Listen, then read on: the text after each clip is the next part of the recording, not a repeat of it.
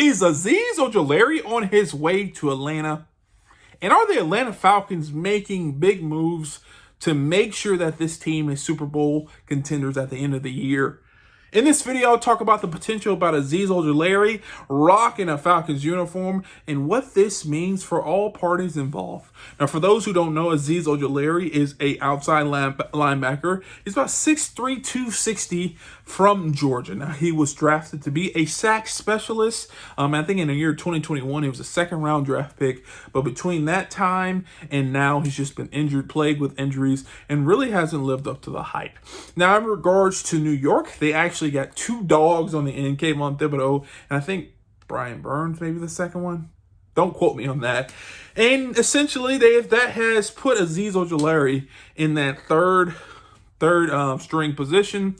And for lack of a better term, the New York Giants really don't need him. And it would be probably smart for them to get some additional players or additional draft picks instead of keeping him on the roster.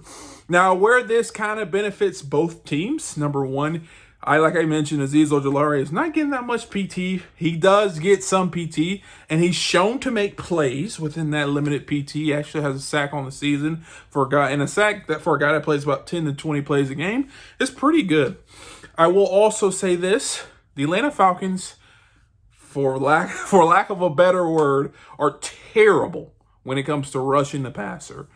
And they need as much support and as much help as they can in regards to rushing the passer. They brought in Matthew Judon, and that seemed to have helped a little bit. But they need pass rushing because they are in the bottom fifth in the league when it comes to rushing the passer. And that's virtually one of the biggest glaring needs for the Atlanta Falcons right now. Now, how can this work for both teams? Number one, the Atlanta Falcons need pass rusher. Azeez Ojulari is a pass rusher, even though he's third string for the New York Giants. He could be an upgrade for the Atlanta Falcons in comparison to what they have currently.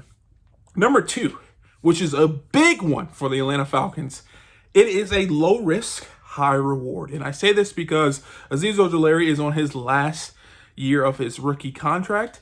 That means that the New York Giants are probably not signing him next year. That means he virtually has little to no value currently, especially being a third string pass rusher.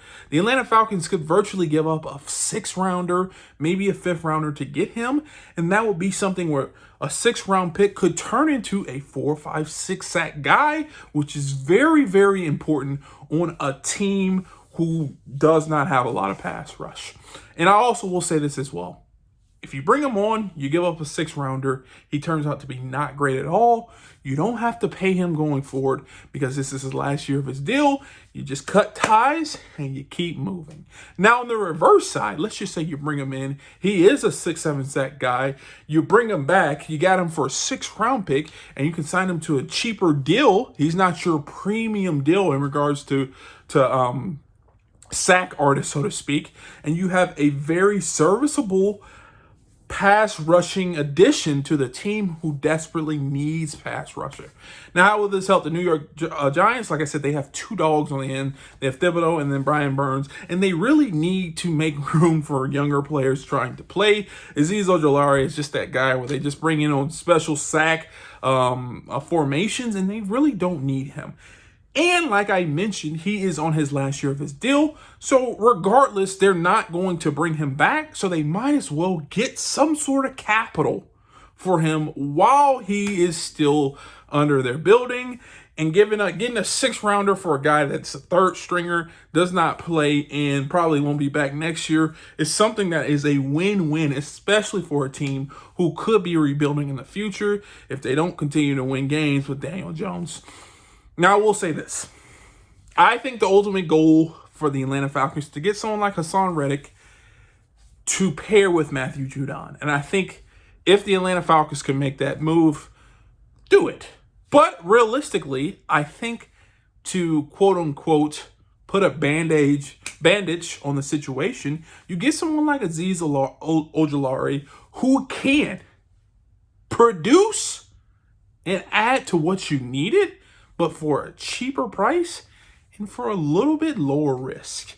If you bring in Haason Reddick, not only will you have to give up probably a 3rd rounder to the New York Jets what they gave up, but you also probably have to pay him $20 million, which puts a lot of pressure on your cap space. The Atlanta Falcons could do it. They do have cap space to do that. They can move things around, but that puts a lot of pressure on future moves going forward.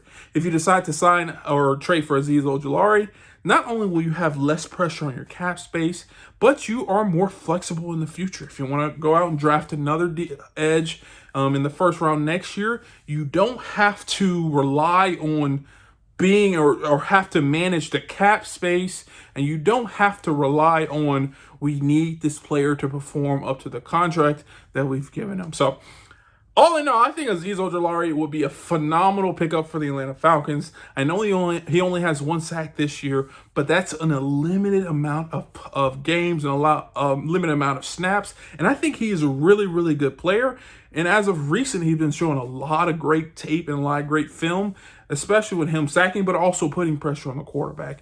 And you pair him with a guy like Matthew Judon, I think we start to see this defense take another step forward, and ultimately get better. Because at the end of the day, I think Azeez Ojulari could be a improvement from what you have from a sack rushing perspective. I think he may be better than your Lorenzo Carter in regards to sacking the quarterback, and he might be a little bit better than Arnold Ebiketie. That may be up for more debate. But I think to get a guy that can help you improve slightly from a position of need is something that you really, really need to think about. And I think Terry Fontenot will truly think about that. But if you agree or disagree with me, leave a comment down below. Let me know. If you want to see more videos like this, check this one out right here. And like always, peace.